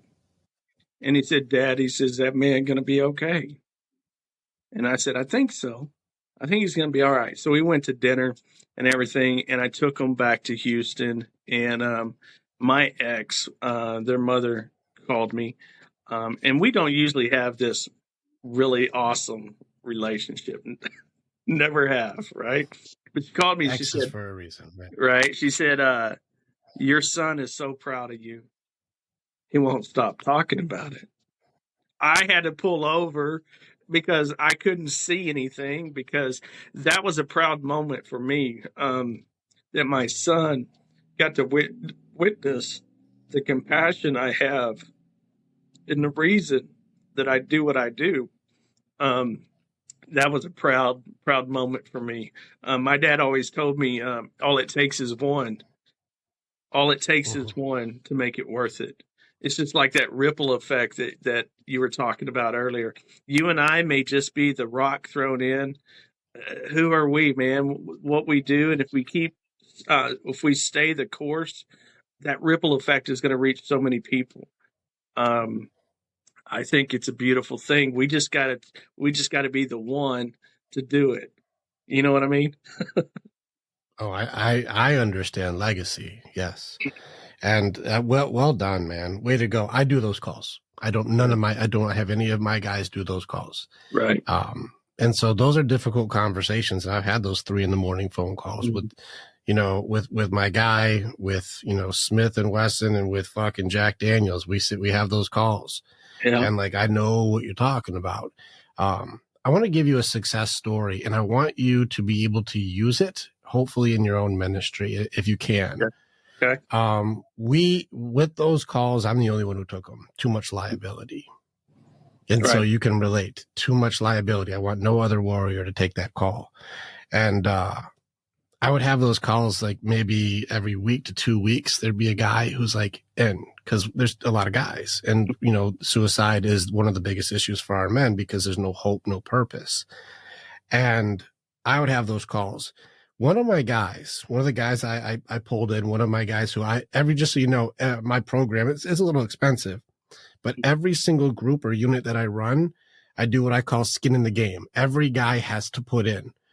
Well, some guys will fight like hell, but don't have the money. Right. So every single unit that I put together, I pay for one.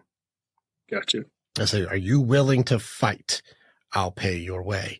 This is one guy. His name is Phil. Phil was injured. He's on disability. He had an accident that crushed the whole right side of his body. His right hand is immobile. It's just got a flipper. We call it his flipper.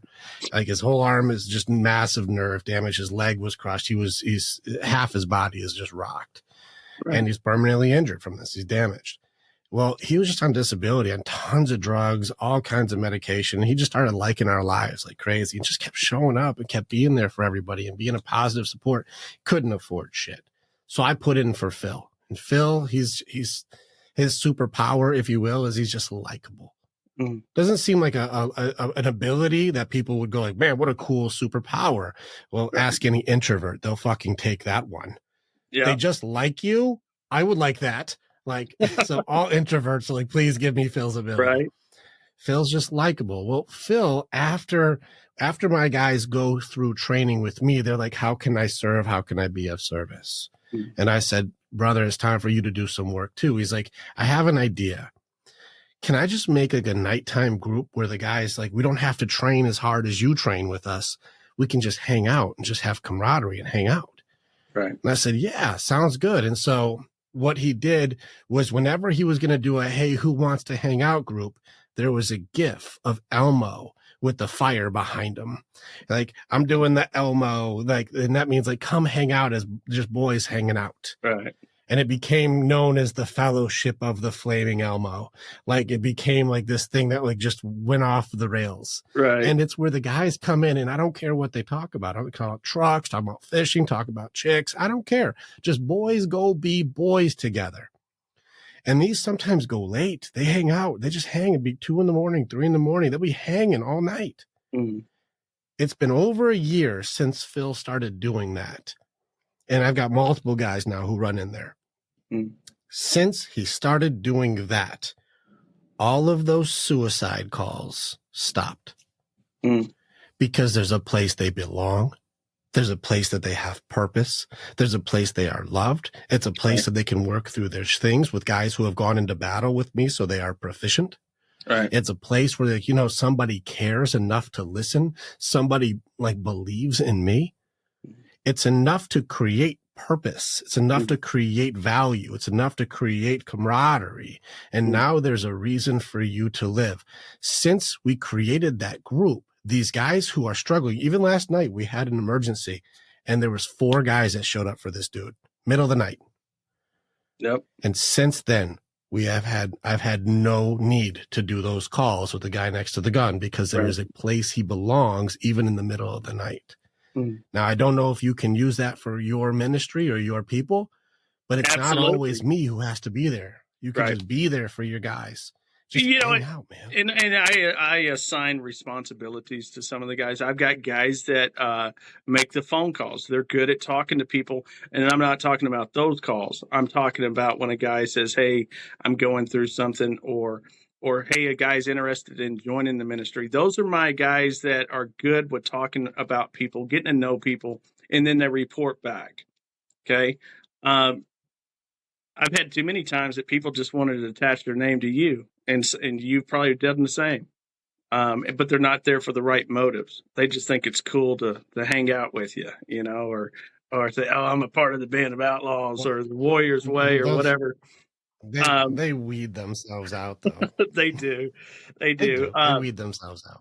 But we have started setting up a time of fellowship with guys, and you're right. I've seen less and less of guys approaching me directly about certain situations because they know they can rely on their brothers to help them out too. But you want to go back to suicide, and you said you take those phone calls. I have been successful on a lot of phone calls. But what keeps me going, what I do, and you brought up suicide rates among men, guys my age, your age, 80%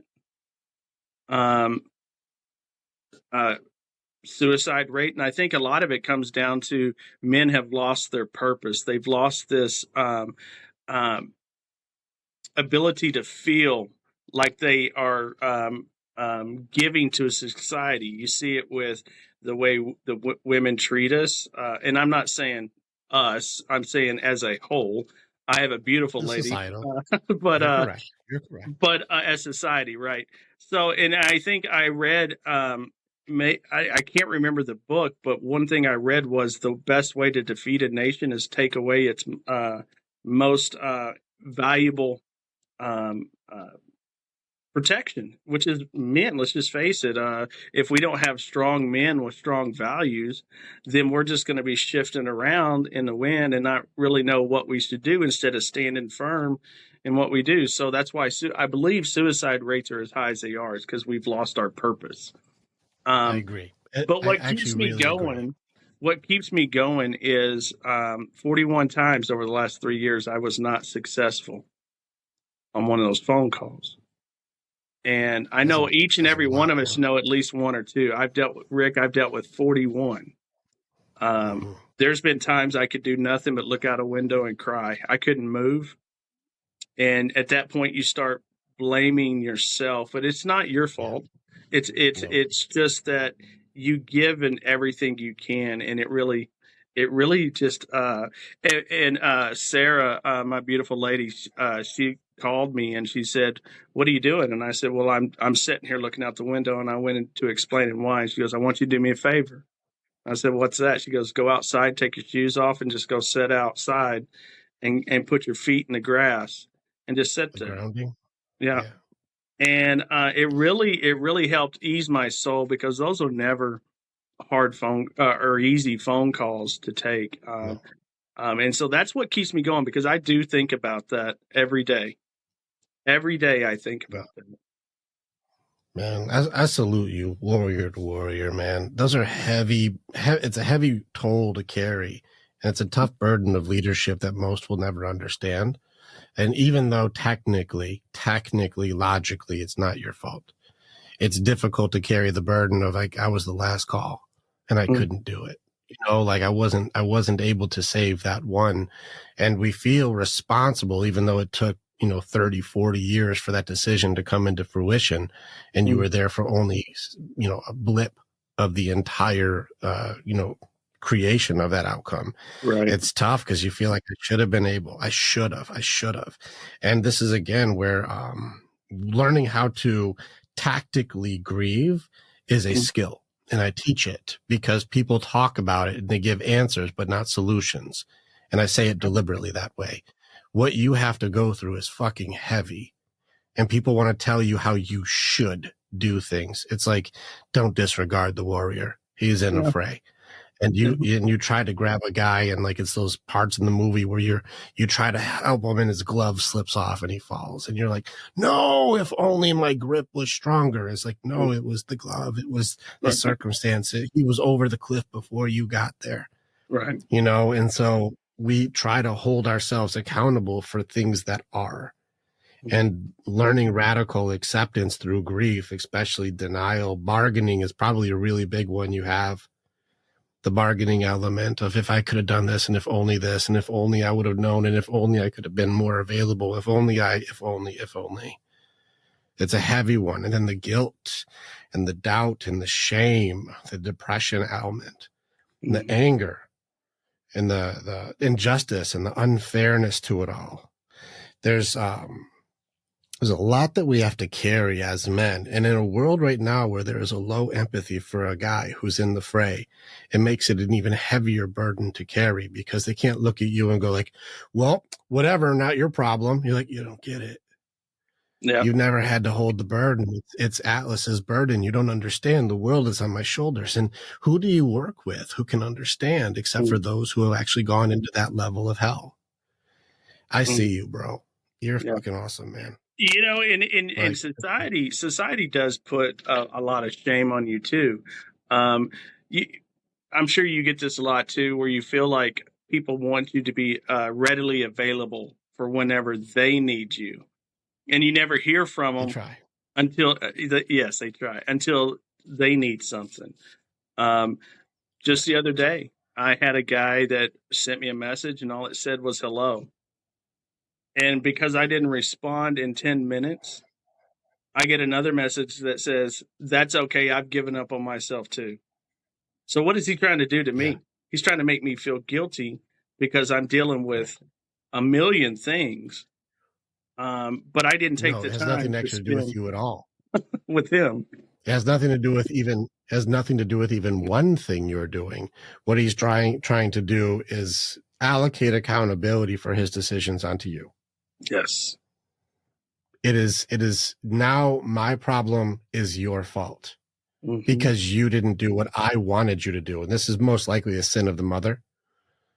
Usually when I'm working with those curses, it's a very emotional thing. It's very manipulative, very starts falling into narcissism. And I don't use that lightly. It goes into, I shall allocate all of the shame, blame, and judgment onto you. You should feel bad. You should give me all your time, your energy, and I will make you feel terrible if you don't do it. And so I shall bleed you dry. I shall take everything from you that I can. It will never be good enough. And then once you're completely depleted, I'll tell you how you never could have helped me in the first place. And then I'll put the rest on somebody else. That's the type of behavior that you start seeing and you go, hold on, man. Like, I have an armor and a defense against these types of behavior because I understand those aren't mine. Right.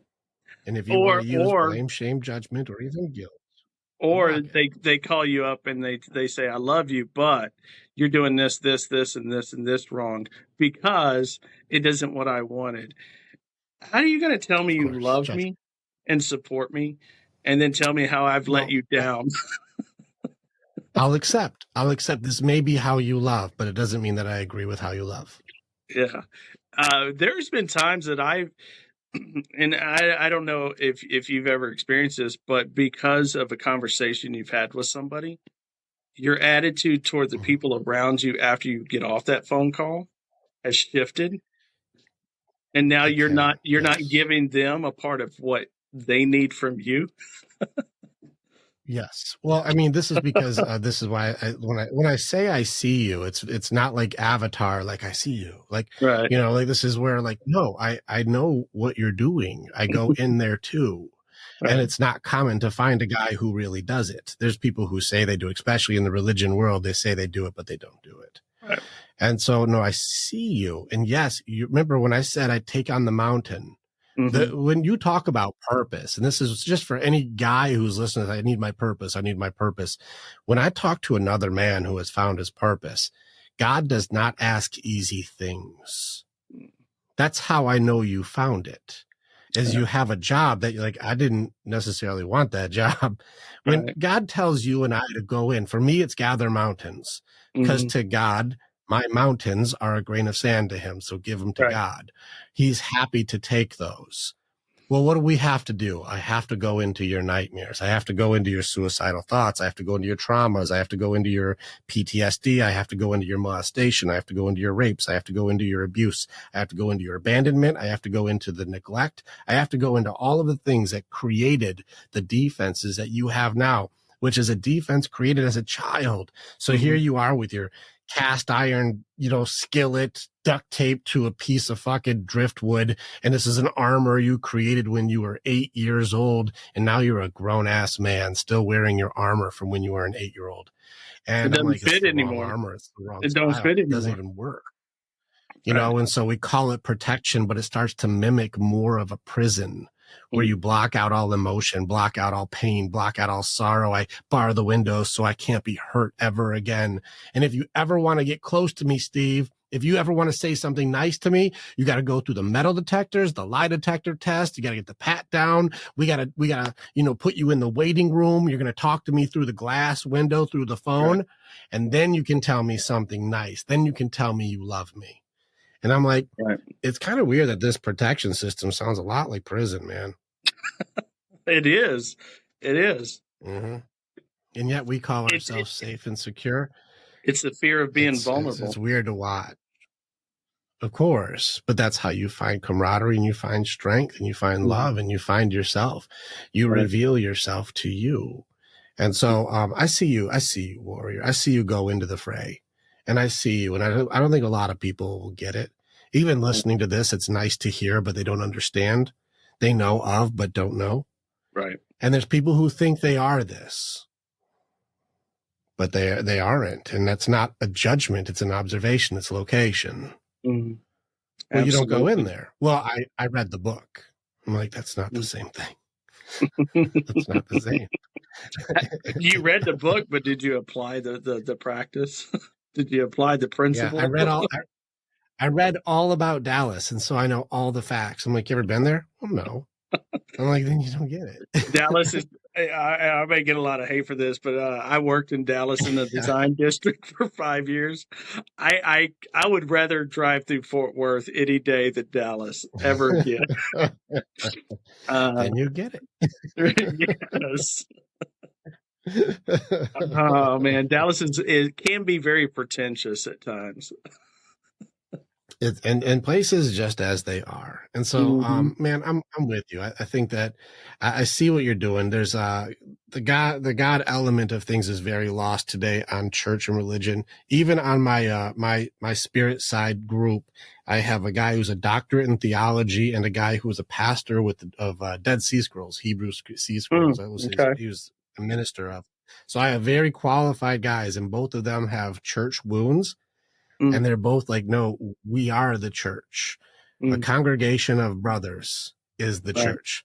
We don't need a building for this because people will use God. And this is one of the things I talk about is men of God, or are you a man of God, or are you a man who uses God? And people will use God to say, you should tithe to me. You should give me more. You should act this way. You should. And watch the shoulds, because right. It's like, it's not about the shoulds. You know, it's funny you say that because, and this leads to my point here. The only time Jesus ever showed his anger was when his father's house wasn't being used properly. And he called it den thieves because they were selling things in the church. Kind of reminds me today when you go into these big mega churches and they got a Starbucks in the front, they got a bookstore over here. What's the difference between that and what Jesus was upset about? That's a good question. I don't want to answer that. I like the coffee. Yeah, dude. I do too. I love that shirt. You know, a lot of people ask me that question all the time. Steve, how can we give to your ministry, and why don't you ever preach on tithing? Well, here's the way I look at it. I think Old Testament law was done away in the New Testament. It was a fulfillment from Christ on of Old Testament law. But the Bible says that the Lord loves a cheerful giver, right? He didn't say what percentage you have to give, right? And I tell them all the time, it is my responsibility as a leader to pray that God supplies my needs. That's what he commands me to do. It is not my responsibility to do and come out and say, I need this much, this much. No, it's your responsibility to listen to God, to listen to conviction and the Holy Spirit. Because if I'm doing what I'm supposed to be doing, whether you give me money or not, it's not my job to ask you. My job is to ask God to supply my needs. And he will do it if you listen. If you felt led to do that, you will do that. But it's not my job to go out here and go, hey, I'm going to go do some battles on TikTok because I've got this going on. And sorry, was that too soon? Was that too soon? Listen, I've seen it one time. My baby, she showed me. She's like, here's what a battle is. I didn't know what it was. Yeah. And these people are just yelling at people, and they send them money for screaming, like, come on, blah, blah, blah, blah. And you're like, baby, what's going on? Because we just went live and did deep work psychology to help people out of hell. And I got like fucking $10. That person just got like $10,000 for just going, come on, come on, come on. I am missing something here. What is Bro, I've been so sweaty after one of my devotion series or something like that, where I just felt like I was on fire, and I need to go take a shower, and I got $2.54. I'm like, what's going on? Yay! But I don't put my faith in that anymore, and I don't look to that anymore.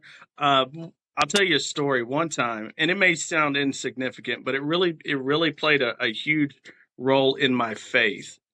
I told you I gave up a lot to go into the ministry. And if you're doing it for the right reasons, it is not a very financially successful thing.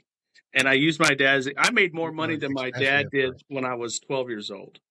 My dad wasn't in it for the money, right? But I needed about $200 one time to pay these bills by the end of the week. And here we are Friday, right? And I remember I was about to go live, And I went down to the store to get a coffee, and I was in my vehicle, and I said, God, you promised me. You promised me if I did this, you would take care of me. You promised me. And I didn't say another word. I just drove back, and I got on my live, did my whole series in the morning. And after I got off my live, my Cash App started going ding, ding, ding, ding. And it was exactly $206.35. And mind you, I needed $200. I never said anything to anybody else. So to me, it's like I didn't have to say that. I just had a conversation with him, and he knew exactly where my heart was. I was going to go ahead and do it regardless. And he gave me enough to pay my bills and enough to buy a cheeseburger. So not only did he provide, he also fed me. So I got a Whataburger. That Whataburger. That's a good story, man.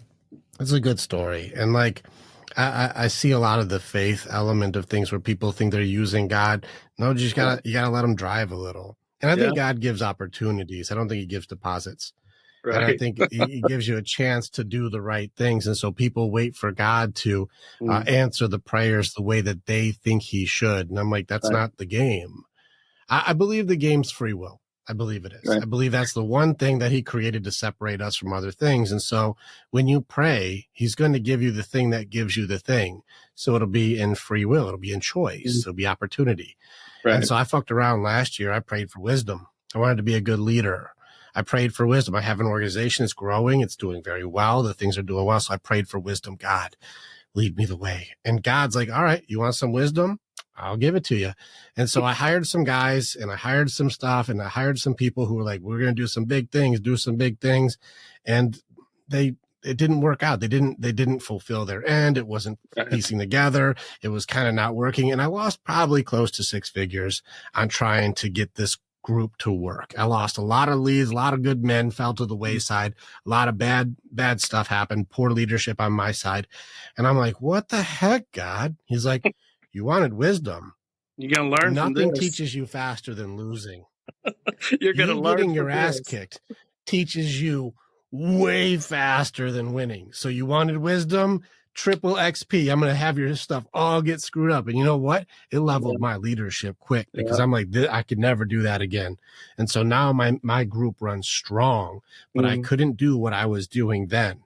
It was very expensive, but I prayed for wisdom. You pray for understanding. That's why I never prayed for patience. People, he'll give you what you need for it. I want understanding. God, give me understanding. He's like, get ready to be in some stuff you don't understand then.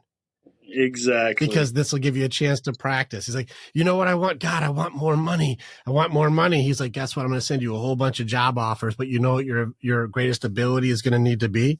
Availability, because you can't keep doing what you used to do to get the new money. So you're going to need to maybe move, or you're going to need to get a different job, or you're going to need to do something, new skill or new ability. Right. But the opportunities will start showing up, and you're like, no, I wanted a deposit. He's like, no, I give you opportunity. Right. So he shows up in these weird ways. It's just not the way we want it to be. Like we fucking know. Like it'll show up in free will. It'll show up in a choice or an opportunity. Now, this is why it's hard, is because some of the things that we think that we want from God come in through pleasure. And who else plays in pleasure? That smooth looking George Clooney guy. I mean, ooh, he's going to be like, hey man, you been reading the Bible? Me too. I love that thing. You want to come hang out with Charles? Right. Oh man, it goes back to I just thought of something when we were talking about pride, and once again, what I used to do for a career was wrapped up in a lot of my pride. Right. There was no one that was better at metalwork than I was. I could walk in and I could compete with any dude. Right. You'd say I can't build it. I'm going to show you I can build it.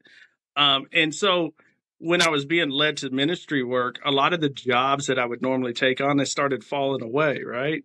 It wasn't about, it's almost like God said,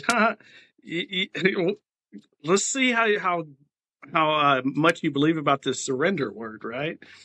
And I make custom knives, and I do ministry full time. I use the knives now so that I can continue doing full ministry. It's a side project, and it helps fund me to be able to do this full time. I also take on some different clients, designers that ask me to build, some custom metalwork. But I tell every one of them the ministry comes first. So it may take me a little longer, but you're going to be happy with the product. And I think it was a reverse of what I was building before to what now I'm building, because it's all to do with the ministry work. It's all to glorify God now versus glorify Steve. And so I think anytime that we go to do something, if we place the reasoning, our motive behind doing a certain thing, he's going to honor it. He's going to glorify it. You got to have your motive right. I love that, dude. You want to hear something cool to kind of go along with that? What's that? In the Warrior's Way, as we train together, we do really amazing things. You can see my code name is the Curse Breaker, because I'll come in and help you defeat. Like I can still show you how to beat that worthiness and that doubt. I can show you in 5 minutes. I'll teach you. You can take it to your guys. I'll show you how it works and beat it very quickly. That's how I got my code name. I would code name you Blacksmith. Why? Because not just because of the ironwork, not because you can build, but you build the tools, you build the weapon. Or it'd be like Hephaestus or something. It'd be some sort of like, you build the tools, you build the weapons. But not just that, is because you are the wielder of something solid, something versatile, something useful, something powerful, something stable. You are the one who can bend metal to your will, but make it so that people's foundations and their armor and their strength is capable, solid, useful, and competent. You are unique, creative, powerful. And this is something where being like, a code name in what we do is just, it's an honor to be able to see another guy who's got a specific skill. Yeah, that'd be code name, or code name like Hephaestus, the armorer of the gods. Like, you know what's funny is I was commissioned to build a lady the full armor of God, right? And right now I'm building everything toward period, right? What it would look like when the Apostle Paul wrote about the armor of God. He was chained to a Roman soldier, right? Like a gladiator style dude. So everything, the Romans in those days, they used short swords for close hand-to-hand combat. So I saw it. Actually, I can make you one. Here, yeah. I can make you one, dude. Please, bro, threaten me with a good time. I would be honored. I made a broadband sword. It was probably the most difficult thing I've ever done, but I had someone reach out and say, "Steve, I want this sword," and it was 36 inches long. It was like Conan the Barbarian, dude. This thing had some weight behind it, and she hung it up on our wall. So I love doing that. I love that creative side of doing things like that, but I want to make it authentic. I want it to represent. I'm an architecture guy. I like old school stuff. I like most of the stuff I do is by hand because I sold all my tools. But I love stuff like that. So as far as the armor of God commission piece, I've already got the shield. I've already got the helmet. Dude, that helmet is sick. It actually fits nicely. And I'm still finishing up the sword, but I love doing stuff like that. But now it's about priorities. Where am I placing the ability, the talents that God's given me? Is it to increase what He's called me to do, or is it to make Steve feel good about himself? I'd rather use it to keep doing what I'm called to do versus being boastful about it. Well, I think there can still be honor in what it is that you do, but you're building the armor of God for people all the time. Yeah. It's not a commission thing. It's what your calling is. And here you are helping guys and people who don't have protection against the attacks of anxiety and depression and suicide and fear and doubt and all of these pieces. You're helping them build a defense that gets them through difficult times so they can serve their purpose. This is, and I know this will be Blacksmith. relatable to you too, because look, I can build the armor, I can give you all the tools, but you still got to put it on. I can't force you to put it on. I've got so many people that have said to me before, I still feel this way, or I'm still having this trouble in my life. Why? I've given you the tools. It's not my responsibility to put it on you. You've got to take the initiative to put these tools into practice. I can just show you the results of what's going to happen if you use it. Yep. If I'm coming to hell to get you, I'm not carrying you out. Put your shoes on. Exactly. I'll show you the way. I'll show you the way. If you choose to not come, that's you. Yeah. It's an honor, dude. It's cool. You want to kill something together real quick? I do this often, and anybody's heard other shows, we've done it. Okay. But like, let's tackle that worthiness for people. That thing where like, I don't know if I feel qualified or worthy of this thing. Let's fight a doubt curse. Listen, you know what? I know that I'm worthy. It's just that initial thought of, am I prepared to go to the next level? Shut up, Steve. All right, so let's do it. I'll do that. Am I prepared to go to the next level? Am I good enough? Am I whatever? Let's just help people real quick. When you can identify just doubt by itself. Now be aware too, because a lot of the curses that come in are combined. So like doubt plus fear is insecurity, or, doubt plus bargaining starts creating some sort of compound, complex, not good enough denial protection system. So it gets complex. But let's just stick with what doubt is. I'm not good enough. I'm not worthy. I don't deserve. I'm not tall enough, smart enough, cool enough, talented enough, have enough likes, whatever it is. The definition for doubt is that doubt offers nothing and takes from you everything. That's how it works. Now, this isn't the devil. This is just a seed.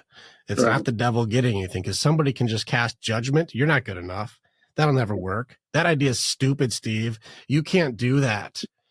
That's a scam. Right. Like, people will throw judgment around and put doubt in. Now, it's just a seed. It doesn't do shit by itself. Sometimes if it lands on concrete, it means nothing. If it lands in fertile soil, though, that's you. Right. And so doubt offers nothing and takes from you everything. I'm not good enough. The way that you beat it is you have to catch and challenge the offer. You say, I'm not good enough. What's your offer? Is there an improvement? Is there a new opportunity? Is there some better way to do it? Is there, any way that I can make this useful? Like, what's the offer? Right. And I'm like, well, if the offer is you're not good enough, well, what's on the one hand? Well, if I go for this, I have the ability to connect with another warrior. I have the ability to create fulfillment, help other people out of their difficult times, let people know I exist so I can have their back. There's so much purpose and potential and opportunity if I go for it. Right. Or you're not good enough. Well, what's the offer if you're not good enough? Well, there is no offer. It's just you're not good enough. There's nothing. You don't do anything. Like nothing happens. You just nothing. You're like stagnant you're water. Not smart enough. You're not. It's nothing. Well, nothing happens. Well, the free will's the game. Right. So you still have to pick one. So are you going to go with potential and fulfillment and possibility and your purpose? Or are you going to go with nothing? Please choose. Which do you choose, Steve? I choose to move forward. Right. If I'm going to fall, I'm going to fall forward, right? Well, they don't catch the offer. And that's why people quit. Right. That's why people bail. That's why people think they have to get out, is because like that'll never work. Right. Well, what's the offer? I didn't make an offer. I just said it's not going to work. I'm like, so you don't have like an improvement or a better way or anything. It's just you said that won't work. Well, that's a scam. Okay. Do you have a better way to do it? Well, no, I just think it's a scam. I'm like, so you got nothing. You have no offer. Okay. If you can start catching that judgments and these offers for nothing, what they are, doubt offers you nothing at all, but it wants to take your dreams, your vision, your purpose, your love, your compassion, your empathy, everything you have. It wants all of it, but it's not the devil. This can just be a seed. he's not around doing this, because once you rip the root out, you're like, I decline that offer. And then it means nothing, because that's Right. what it was the whole time. Right. And so if someone goes like, I don't know if I can do it, I don't know if I'm good enough, Steve, you're like, well, what's the offer? Well, what do you mean? Well, what are you going to choose if you believe you can't do it? Well, nothing. I'm like, okay, or you can have a whole lot of everything. Like, which one do you want? Right. Absolutely. I'll challenge the offer. If you realize this, simplicity becomes genius when it comes to breaking these curses. Right. Right. Who cares who was on my show before? I get time with you today. And I salute you as a fellow warrior. Well, I appreciate the opportunity. I honestly do appreciate the opportunity. This is something that I believe my ministry is leading to. Like I said, more speaking engagements, more podcasts. And I've always prayed about that. And then all of a sudden I get this message from you and I'm going, what? Let me go check this dude out. I see Dwayne Noel on there. I'm like, oh my God, I look up to this guy, you know, but it's something that I'm prepared to do. I think it was that initial of, okay, you've been asking for this. Are you ready?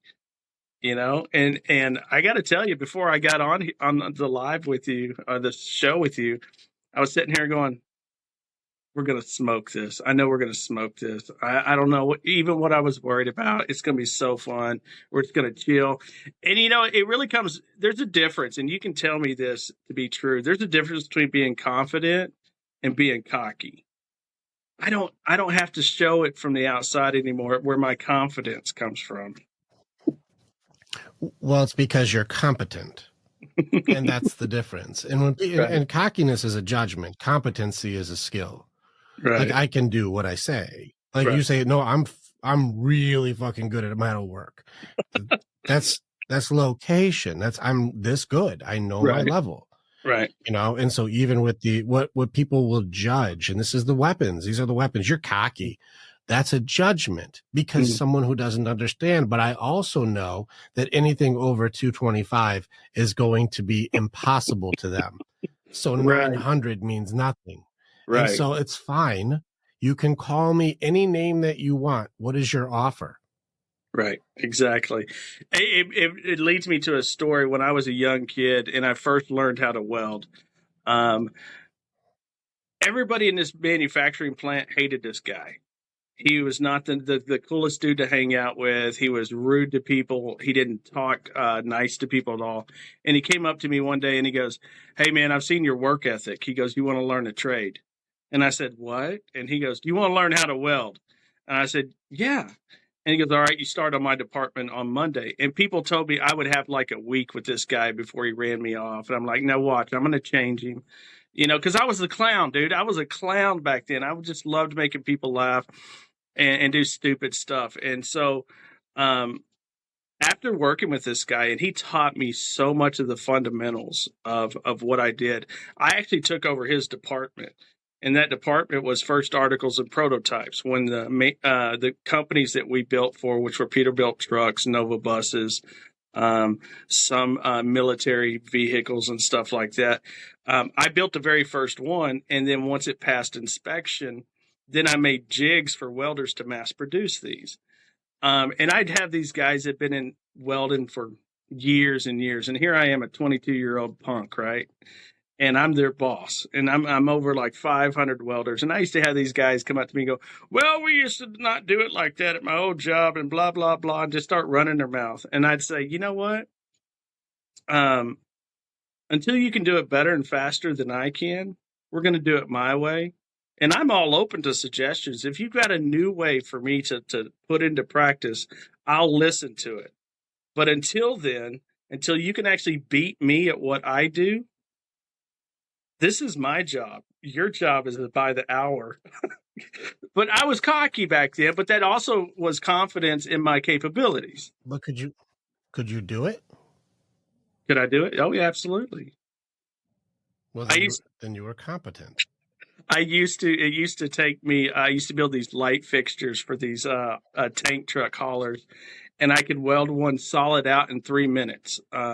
Aluminum, welded out in 3 minutes. And then later on, a guy that I created a business with, he now has a 50,000 square foot showroom, and I go visiting from time to time because we started out in a dairy barn, right? And now he has a 50,000 square foot manufacturing facility. And we go hang out. He's still got old pictures of me when I was a young punk kid fishing on boats and all kinds of stuff. But he has a robotic welder now. And I watched one of this robot weld out the same boxes that I used to weld out in a dairy barn. And I said, how long does it take to weld that out for that robot? And he goes, about 6.5 minutes. And I said, and I used to do it in 3. And he goes, yeah, but I didn't have to pay insurance.